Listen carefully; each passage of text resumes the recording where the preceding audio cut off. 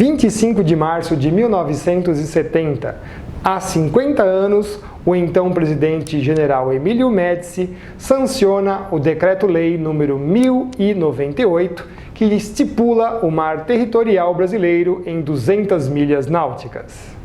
Lembrando aqui, 1 milha náutica são 1.852 metros ou 1,852 quilômetros. Portanto, 200 milhas náuticas são aí equivalentes a 370,4 quilômetros. A milha náutica é diferente da estatutária ou da terrestre. Foi elaborada como a razão do comprimento da linha do Equador pelos seus 360 graus, convertidos em arcos de minutos, ou seja, 21.600 minutos, e finalmente truncada no valor exato de 1.852. Por que desta decisão? Questões de soberania e estratégia. 3 pontos favoráveis à época. Primeiro, países latino-americanos já estavam a adotar essa medida preteritamente, como foi o caso da Argentina em 1966 e Uruguai em 1969, ficando o Brasil o único da costa atlântica com significativa extensão, limitado a 12 milhas de mar territorial, o que geraria um enorme problema pesqueiro, já que as embarcações de outros países poderiam vir para cá e os do nosso país não poderiam ir para os outros, né?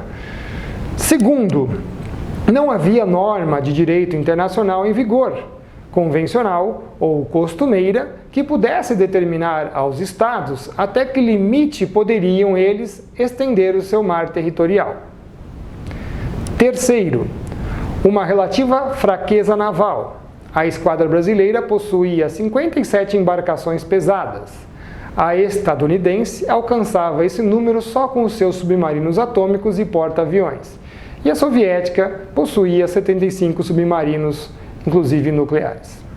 O Brasil não se intimou frente às grandes potências naquela época e manteve-se firme neste ponto até 1982, quando então encerrou-se a 3ª Convenção das Nações Unidas sobre o Direito do Mar, a qual lançou as diretivas sobre o assunto, muitas delas acabando interferindo nas posições adotadas por diversos países, incluindo aí o nosso. Contudo, a decisão do presidente Médici, na época, foi focada em 3 pontos cruciais: segurança, soberania e economia. Escolher a extensão do mar territorial deveria abarcar esses 3 grandes temas. Em geral, para o setor pesqueiro, as 100 milhas estariam de bom tamanho, mas a Petrobras já havia realizado sondagens e descobriu jazidas de petróleo na marca das 150 milhas náuticas, as quais poderiam ir muito mais além. Dessa forma, foi se concretizando a ideia das 200 milhas. Ainda mais que foi lógico pensar que companhias internacionais poderiam ter ou criar tecnologias para explorar as jazidas destas áreas, como Campos e Santos, que estão bem mais aí para o oceano aberto.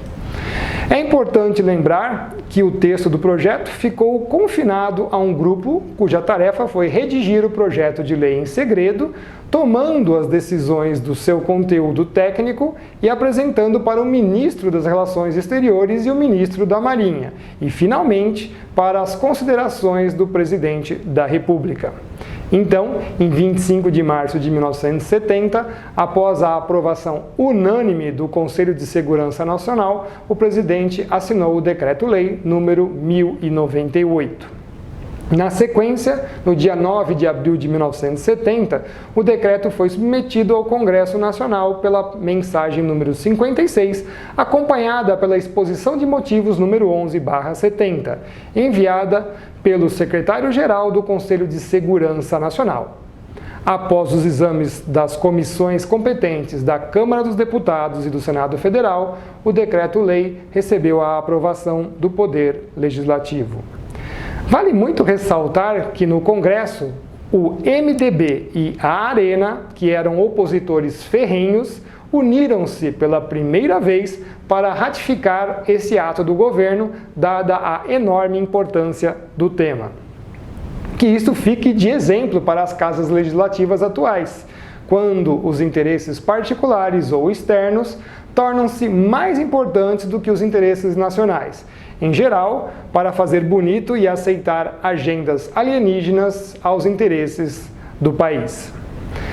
A assinatura do decreto que instituía as 200 milhas para o mar territorial teve repercussão interna positiva, com exceção de poucas manifestações contrárias de certos setores jornalísticos, como o Adivinhe, o jornal O Estado de São Paulo. Conforme Campos Carvalho, aspas, as reações nos meios políticos e de comunicação foram de franco apoio à medida, fecha aspas. Ufanismos à parte, que ocorreram por todo o país, vejamos os aspectos técnicos e seus desdobramentos. O Decreto-Lei número 1098. Artigo 1º. O mar territorial do Brasil abrange uma faixa de 200 milhas marítimas de largura, medidas a partir da linha do baixamar do litoral continental e insular brasileiro, adotada como referência nas cartas náuticas brasileiras. Artigo 2º. A soberania do Brasil se estende no espaço aéreo acima do mar territorial, bem como ao leito e subsolo deste mar.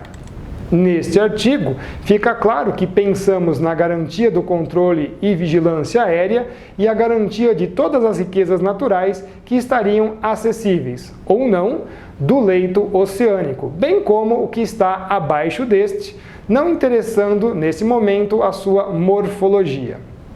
Artigo 3º. É reconhecido aos navios de todas as nacionalidades o direito de passagem inocente no mar territorial brasileiro. Diga-se que passagem inocente envolveria o simples tráfego marítimo obediente às regras nacionais que envolvam paz, ordem, segurança, poluição e danos ao sistema marinho, ressalvando que belonaves ou outras embarcações poderiam ser classificadas de forma diferente. Artigo 4º. O governo brasileiro regulamentará a pesca tendo em vista o aproveitamento racional e a conservação dos recursos vivos do mar territorial, bem como as atividades de pesquisa e exploração.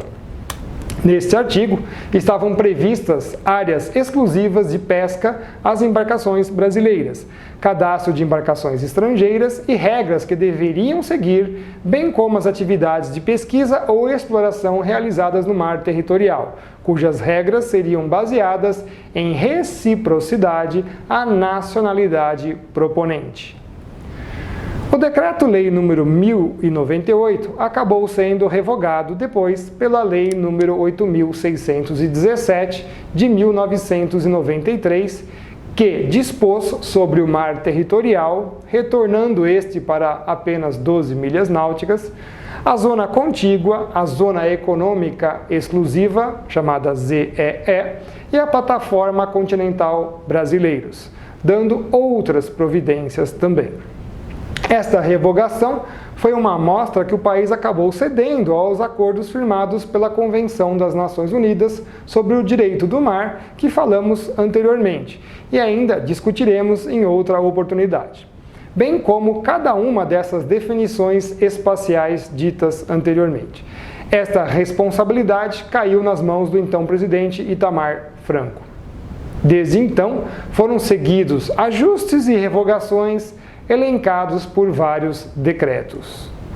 No que tange ao estabelecimento dos pontos apropriados para o traçado das chamadas linhas de base retas ao longo da costa brasileira, tivemos o decreto número 1290, de 21 de outubro de 1994, também de Itamar Franco, o qual foi revogado pelo decreto número 4.983, de 10 de fevereiro de 2004, no governo Lula, e depois revogado pelo decreto número 8.400, de 4 de fevereiro de 2015, no governo Dilma, que acrescentou uma parte importante referente às áreas insulares do Brasil, as quais também comentaremos oportunamente. Agora, no tocante às normas para a operação de embarcações pesqueiras nas águas sob jurisdição brasileira e outras providências, tivemos o decreto número 2840, de 10 de novembro de 1998, no governo FHC, o qual foi revogado pelo decreto número 4810, de 19 de agosto de 2003, no governo Lula, para estabelecer novas normas para a operação de embarcações pesqueiras nas zonas brasileiras de pesca, alto mar e por meio de acordos internacionais. Nesta série, vamos tratar bastante sobre esse tema de alta relevância geopolítica e geoestratégica para o nosso querido Brasil. Nos outros vídeos, vamos abordar temas importantes como o mar territorial, a Zona Econômica Exclusiva, chamada ZEE, as áreas insulares, a Amazônia Azul e muito mais. 25 de março de 1970, comemoração dos 50 anos do mar territorial das 200 milhas náuticas. Uma posição que, embora mudada, deu início a uma nova abordagem territorial sobre o nosso horizonte marinho e seus recursos e as nossas novas pretensões e projeções nacionais que certamente ajudarão a garantir o desenvolvimento ainda mais do Brasil por séculos à frente. Ok? Um grande abraço para todos, fiquem com Deus, até a próxima.